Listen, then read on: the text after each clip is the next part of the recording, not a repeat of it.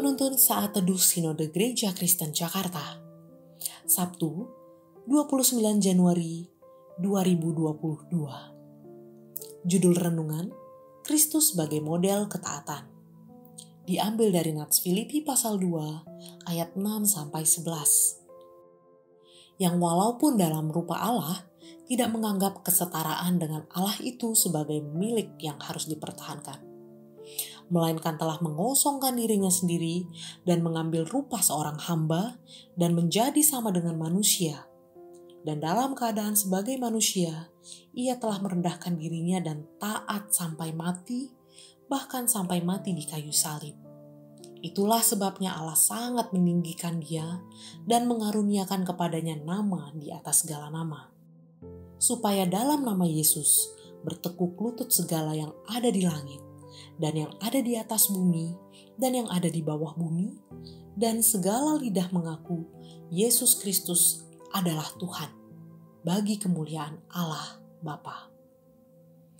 Sebuah video menampilkan seorang anak kecil berusia 3 tahun yang sedang diajari oleh orang tuanya tentang ketaatan pada perintah orang tua.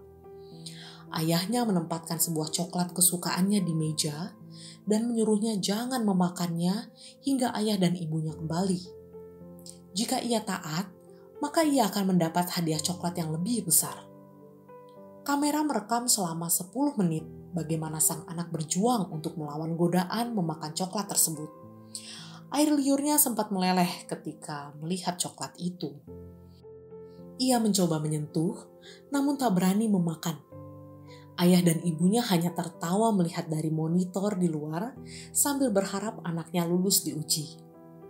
Hingga menit ke-10, akhirnya orang tuanya kembali dan memberikan hadiah karena ketaatan anaknya. Surat Filipi menjawab, Kristus dalam keadaan sebagai manusia, ia telah merendahkan dirinya dan taat sampai mati, bahkan sampai mati di kayu salib. Ketaatan Kristus untuk melalui jalan penderitaan atau via dolorosa bukanlah hal yang mudah. Dalam kemanusiaannya, ia bergumul di Taman Getsemani hingga peluhnya menjadi seperti titik-titik darah yang bertetesan ke tanah. Namun, apakah Yesus berhenti dan menyerah? Ia taat menjalaninya hingga mati di Kalvari.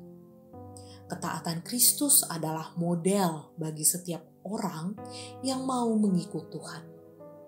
Jikalau Allah menggenapi janjinya untuk menyelamatkan manusia berdosa, maka orang percaya juga harus berjuang dan taat kepada Allah di dalam kesatuannya dengan Kristus. Ketaatan mengikut Tuhan memang tidak mudah, namun hadiahnya indah. Orang yang taat kepada Allah di dalam Kristus telah memperoleh mahkota kehidupan kekal.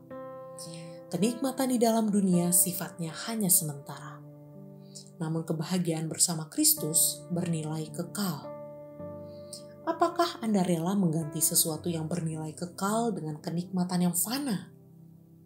Hanya di dalam Kristus yang taat kepada Bapa, maka kita dapat diubahkan menjadi pribadi yang taat untuk memancarkan kemuliaan Allah dari dalam diri kita. Ketaatan Kristus adalah dasar kekuatan orang percaya untuk taat kepada Allah. Terpujilah nama Tuhan.